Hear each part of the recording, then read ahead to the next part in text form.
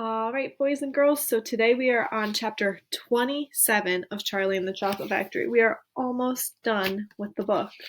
There are, 30 chapters, so we only have 3 more chapters left.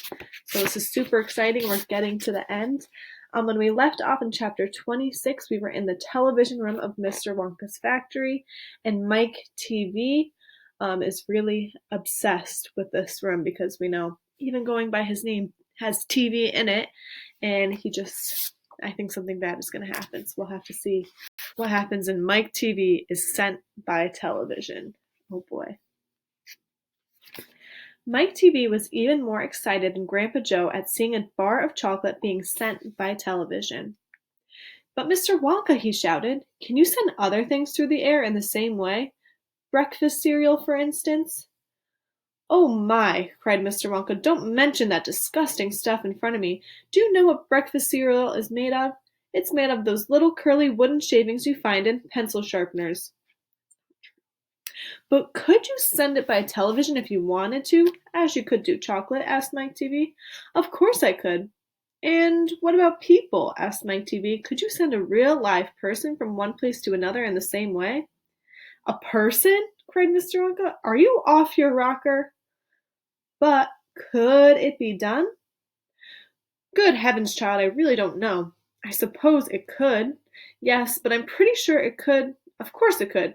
I wouldn't like to risk it, though. It might have some very nasty results." But Mike TV was already off and running. The moment he heard Mr. Wonka saying, "I'm pretty sure it could, of course it could," he turned away and started running as fast as he could towards the other end of the room where the great camera was standing. "Look at me!" he shouted as he ran. "I'm going to be the first person in the world to be sent by television." "No, no, no, no, no!" cried Mr. Wonka. "Mike!" screamed Mrs. TV. "Stop! Come back! You'll be turned into a million tiny pieces!" But there was no stopping Mike TV now. The crazy boy rushed on, and when he reached the enormous camera, he jumped straight for the switch, scattering Oompa Loompas right and left as he went. "See you later, alligator!" he shouted, and he pulled down the switch, and just as he did so he leaped onto the full glare of the mighty lens. There was a blinding flash, then there was silence. Then Mrs. TV ran forward, but she stopped dead in the middle of the room. And she stood there. She stood staring at the place where her son had been, and her great big red mouth opened wide, and she screamed, "He's gone! He's gone!" "Good heavens, he has gone!" shouted Mr. TV. Mr. Wonka hurried forward and placed a hand gently on Mrs. TV's shoulders. "We shall have to hope for the best," he said. "We must pray that your little boy will come out unharmed at the other end." "Mike!" screamed Mrs. TV, clasping her head in her hands. "Where are you?" "I'll tell you where he is," said Mr. TV. "He's whizzing around above our heads in a tiny million pieces." "Don't talk about it," wailed Mrs. TV. "We must watch through the television set," said Mr. Wonka. "He may come through at any moment." Mr. and Mrs. TV and Grandpa Joe and little Charlie and Mr. Wonka all gathered round the television and stared tensely at the screen. The screen was quite blank. "He's taking a heck of a long time to come across," said Mr. TV, wiping his brow. Oh dear," said Mr. Wonka. "I do hope that no part of him gets left behind."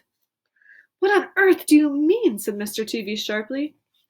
"I do not wish to alarm you," said Mr. Wonka, "but it does sometimes happen that only a half little pieces find their way into the television set. It happened last week. I don't know why, but the result was that only half a bar of chocolate came through." Mrs. TV let out a scream of horror. "You mean half of Mike is coming back to us?" she cried. "Let's hope it's the top half," said Mr. TV. And here they are, very, very concerned about where Mike is. "Hold everything," said Mr. Wonka. "Watch the screen. Something's happening." The screen had suddenly begun to flicker. Then some tiny waves appeared. Mr. Wonka adjusted one of the knobs, and the wavy lines went away. And now, very slowly, the screen began to get brighter and brighter. "Here he comes!" yelled Mr. Wonka. "Yes, that's him, all right." "Is he all in one piece?" cried Mrs. TV. "I'm not sure," said Mr. Wonka. "It's too early to tell." Faintly at first, but something clearer and clearer every second, the picture of Mike TV appeared on the screen. He was standing up and waving at the audience and grinning from ear to ear. So he's like this.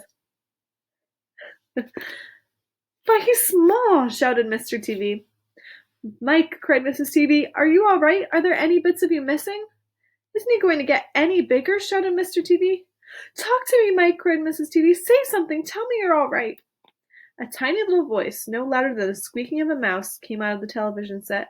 Hi, Mom, it said. Hi, Pop, look at me. I'm the first person ever to be sent by television. Grab him, ordered Mr. Wonka. Quick. Mrs. TV shot out a hand and picked the tiny figure of Mike TV out of the screen. Hooray, cried Mr. Wonka. He's all in one piece. He's completely unharmed.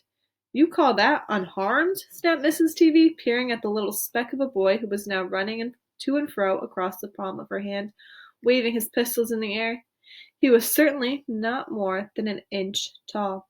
He's shrunk, said Mr. TV. Of course he's shrunk, said Mr. Wonka. What did you expect? This is terrible, wailed Mrs. TV. What are we going to do? And Mr. TV said, We can't send him back to school like this. He'll get picked on. He'll get squashed. He won't be able to do anything, cried Mrs. TV. Oh, yes, I will, squeaked the tiny voice of Mike TV. I'll still be able to watch television. Oh, boy. Never again, shouted Mr. TV. I'm throwing that television set right out the window the moment we get home. I've had enough of television. When he heard this, Mike TV flew into a terrible tantrum. He started jumping up and down on the palm of his mother's hands, screaming and yelling and trying to bite her fingers. I want to watch television, he squeaked. I want to watch television. I want to watch television. I want to watch television. Here, give him to me, said Mr. TV, and he took the tiny boy and shoved him in the pocket of his jacket and stuffed a handkerchief on top. Squeals and yells came from the inside of the pocket, and the pocket shook as the furious little prisoner fought to get out. Here's Mike TV in his mom's hands. Oh, Mr. Wonka, wailed Mrs. TV, how can we make him grow? Well, said Mr. Wonka, stroking his beard and gazing thoughtfully at the ceiling, I must say that's a wee bit tricky. But small boys are extremely springy and elastic. They stretch like mad. So what we'll do, we'll put him in a special machine I have for testing the stretchiness of chewing gum. Maybe that will bring him to what he was.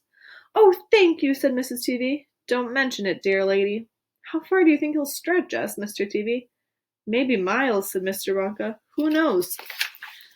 But he's going to be awfully thin. Everything gets thinner when you stretch it. You mean like chewing gum? Asked Mr. TV. Exactly. How thin will he be? Asked Mrs. TV anxiously. I haven't the foggiest idea, said Mr. Wonka, and it doesn't really matter anyway, because we'll soon fatten him up again, and all we'll have to do is give him a triple overdose of my wonderful super vitamin candy. Super vitamin candy contains huge amounts of vitamin A, vitamin B. It also contains vitamin C, D, E, F, G, I, J, K, L, M, N, O, P, Q, R, T, U, V, W, X, Y, and believe it or not, vitamin Z. The only two vitamins it doesn't have are vitamin S because it makes you sick and vitamin H because it makes you grow horns off the top of your head like a bull. But it does have a very small amount of the rarest and most magical vitamin of them all, vitamin Wonka. And what will that do to him? Asked Mr. TV anxiously. It'll make his toes grow out until they're as long as his fingers. Oh, no, cried Mrs. TV. Don't be silly, said Mr. Wonka. It's most useful. He'll be able to play the piano with his feet. But, Mr. Wonka. No arguments, please, said Mr. Wonka. He turned away and clicked his fingers 3 times in the air. An Oompa Loompa appeared immediately and stood beside him. Follow these orders, said Mr. Wonka, handing the Oompa Loompa a piece of paper on which he had fully written instructions. And you'll find the boy in the father's pocket. Off you go. Goodbye, Mr. TV. Goodbye, Mrs. TV. And please don't look so worried. They all come out in the wash, you know. Every one of them. At the end of the room, the Oompa Loompas around the giant camera were already beating their tiny drums and beginning to jog up and down to the rhythm. There they go again, asked Mr. Wonka. Said Mr. Wonka, I'm afraid you can't stop them singing. Little Charlie caught Grandpa Joe's hand, and the two of them stood behind Mr. Wonka in the middle of a long, bright room, listening to the Oompa Loompas, and this is what they sang.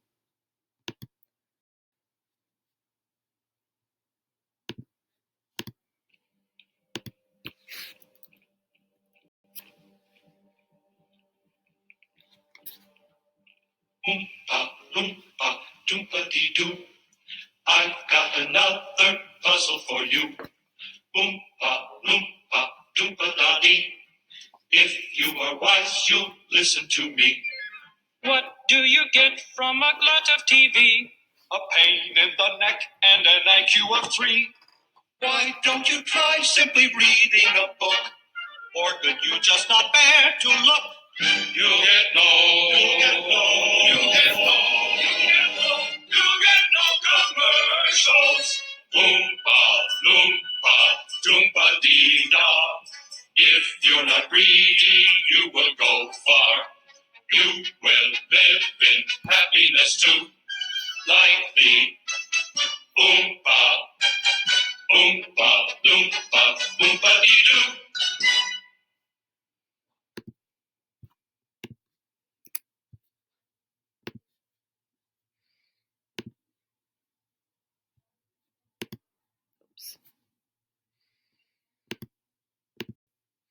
All right, and that is how we lost Mike TV now, and now we only have Charlie left.